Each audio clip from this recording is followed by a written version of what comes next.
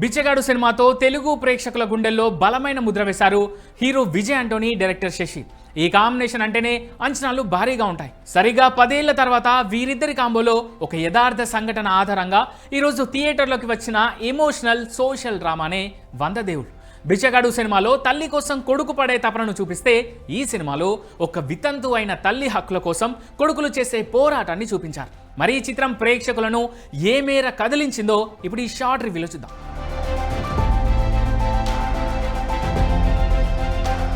ఇక స్టోరీ విషయానికి వస్తే, వాసవి అలియా స్వాసిక విజయ్ చిన్న వయసులోనే భర్తను కోల్పోతుంది. సమాజం నుంచి ఎన్నో అవమానాలు ఎదురైనా కష్టపడి తన 2 కొడుకులు భాస్కర్, వివేక్లను పెంచి పెద్ద చేస్తోంది.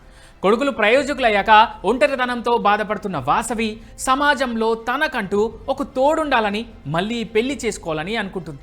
కానీ ఆమె తీసుకున్న ఈ నిర్ణయాన్ని కన్న కొడుకులతో పాటు ఈ సమాజం ఎలా రిసీవ్ చేసుకుంది? సమాజం పెట్టే రూల్స్ని కాదని ఒక తల్లి తీసుకున్న నిర్ణయానికి కొడుకులు ఎలా అండగా నిలిచారు? ఈ కథలోకి ఏడుకొండలు అలియాస్ విజయ్ ఆంటోనీ ఎలా ఎంటర్ అయ్యాడు? అతని పాత్ర ఈ ఫ్యామిలీని ఎలా ప్రభావితం చేసింది అనేది సిల్వర్ స్క్రీన్ పైన చూడాలి.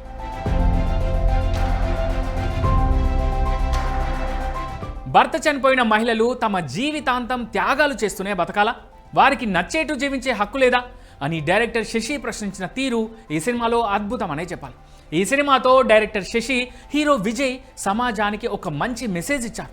సినిమాకి మెయిన్ పిల్లర్ వాసవి పాత్ర చేసిన స్వాసిక విజయ్. ఒక వితంతువుగా, తల్లిగా ఆమె నటన కన్నీళ్లు పెట్టిస్తోంది. విజయ్ ఆంటోనీ స్క్రీన్ ప్రెజెన్స్ తక్కువ సమయమే అయినా తన సహజ నటనతో, డైలాగ్ డెలివరీతో కథను మలుపు తిప్పే కీలక పాత్రలో మెప్పించారు. ముఖ్యంగా సెకండ్ హాఫ్, ప్రీ క్లైమాక్స్, చివరి 20 నిమిషాల ఎమోషనల్ సీన్స్ థియేటర్లో ప్రతి ఒక్కరిని కదిలిస్తాయి. ఇవి సినిమాకు ప్లస్ పాయింట్స్ అని చెప్పొచ్చు.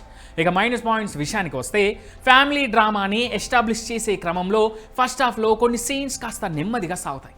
అది ఈ సినిమాకు మైనస్ అని చెప్పొచ్చు. ఇంటర్వెల్ బ్యాంక్ కూడా అనుకున్నంత రేంజ్లో ఇంపాక్ట్ అవ్వలేకపోయింది. కొన్ని క్యారెక్టర్ల ఆర్క్ ఇంకా బలంగా రాసుకోవాల్సి ఉంది.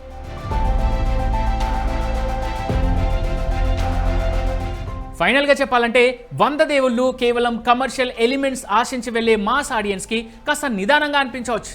కానీ ఒక ప్యూర్ ఫ్యామిలీ ఎమోషనల్ డ్రామాని, సమాజంలో మారాల్సిన ఒక పాత నమ్మకాన్ని ప్రశ్నించే మంచి కంటెంట్ ఉన్న సినిమాలను ఇష్టపడే వారికి మాత్రం పక్కాగా నచ్చవచ్చు.